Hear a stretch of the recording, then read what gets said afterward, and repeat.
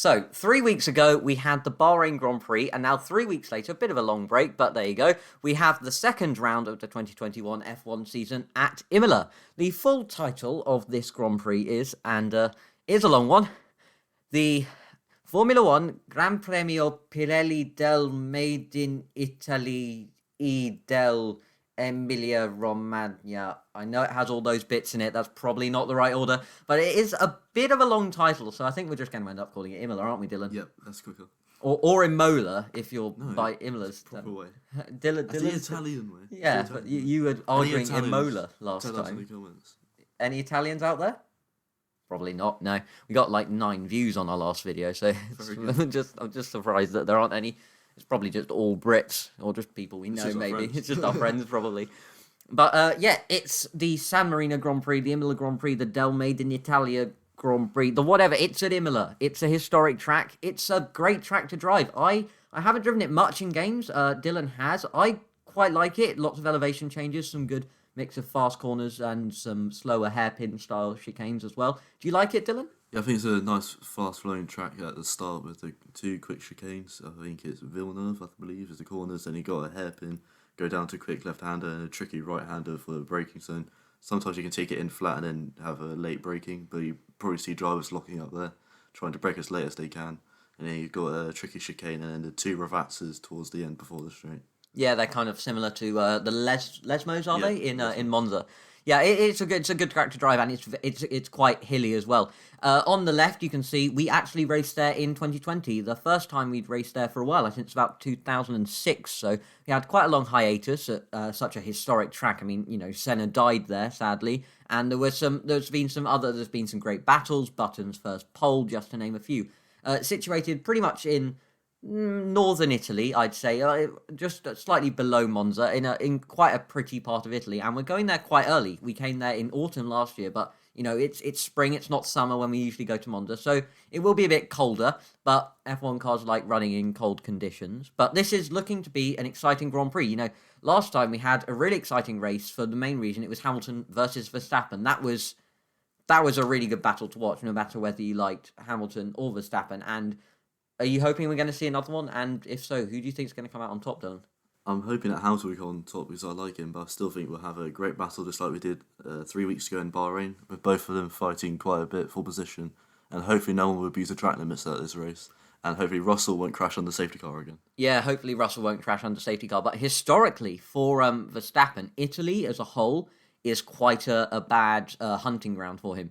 He's never been on the podium, and only in the points a couple of times. And last year we had 3 Grand Prix in Italy, and he DNF'd from all of them. Which so it's a bit of a dark place for Verstappen, so to speak. But maybe he can break the duck that he has in this country. And talking of that, we've got some upgrades probably coming to the car. We've had 3 weeks, and we're in Europe. Usually the start of the season is in Asia. And it's closer together, so the teams can't come back and get upgrades. Shipped out. So they need to. They can do that this time. They've had 2 weekends and 3 full working weeks, or maybe more like 2 because they have to fly out there in the final week. But that's quite a lot of time in terms of development. So we might see some quite considerable upgrades, and that may be to Red Bull. Honda were quite unreliable. They were last year, but they were again this year, weren't they, Dylan? I mean, yeah. Perez had the engine failure lap 1, and Mercedes. What do you think? Do you think they will have bridged the gap to Red Bull, or do you think it will be about equal because they've both pushed ahead, but no one's gained or lost? I think it'll be equal to Verstappen. I still don't think they're doing much work to the second car for Perez. So I think the Mercedes will be above Perez, but I still think they'll struggle against Verstappen. He seems to have a really good car, and he's a really good driver this year, so I think you'll be able to maybe come out on top over the 2 Mercedes this weekend.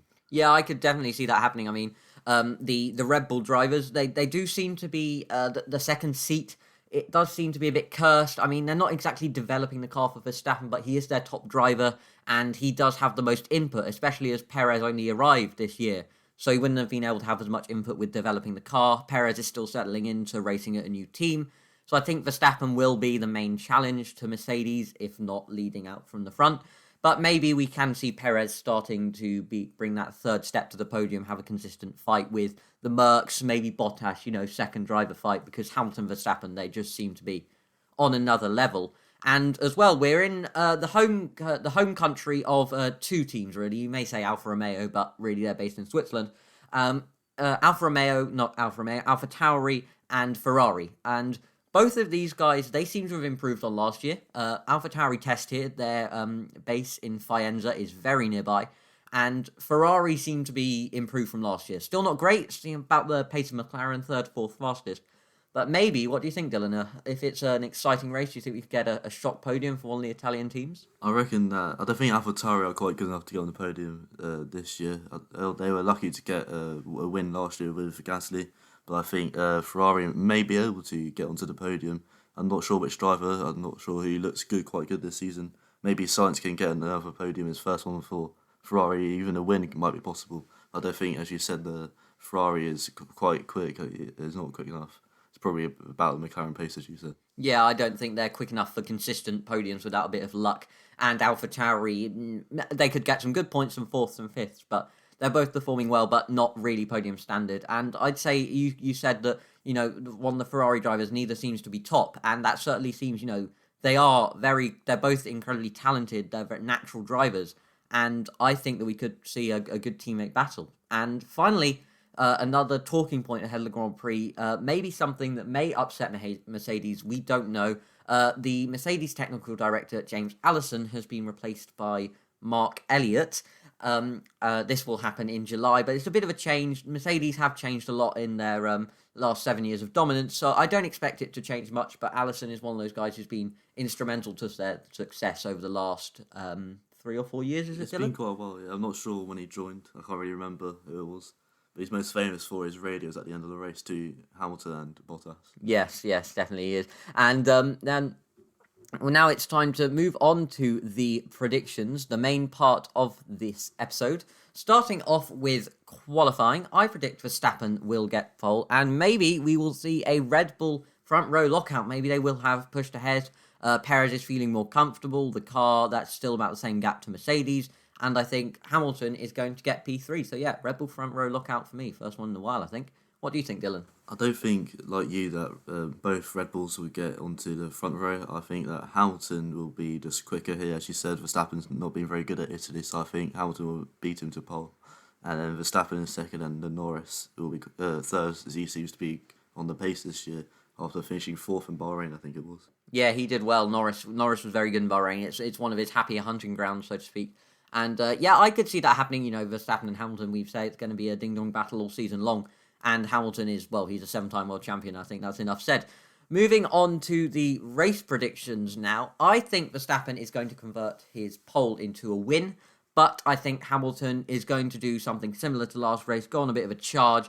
And I think he's going to get P2 and Bottas in P3. I think he's more comfortable in his team. He's more consistent. Perez is still getting used to things. And we may see a bit of that Honda unreliability coming through. So I think that maybe Bottas is going to get P3. What do you think, Dylan? I think Hamilton will be able to carry on from pole position and take it to a win. I think Verstappen will just stay behind him. I still think that they'll have quite a bit of a battle. I don't think it'll be easy for Hamilton to take the win.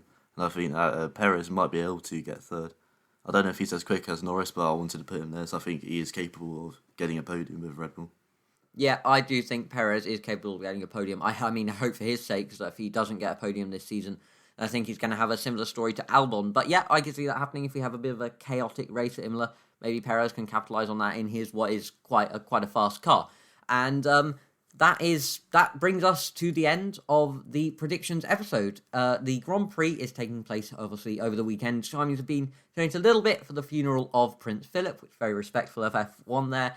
And we will be covering the race on Sunday night / Monday morning / whenever we get round to it. And but for now, I've been Ed. And I've been Dylan. Bye-bye.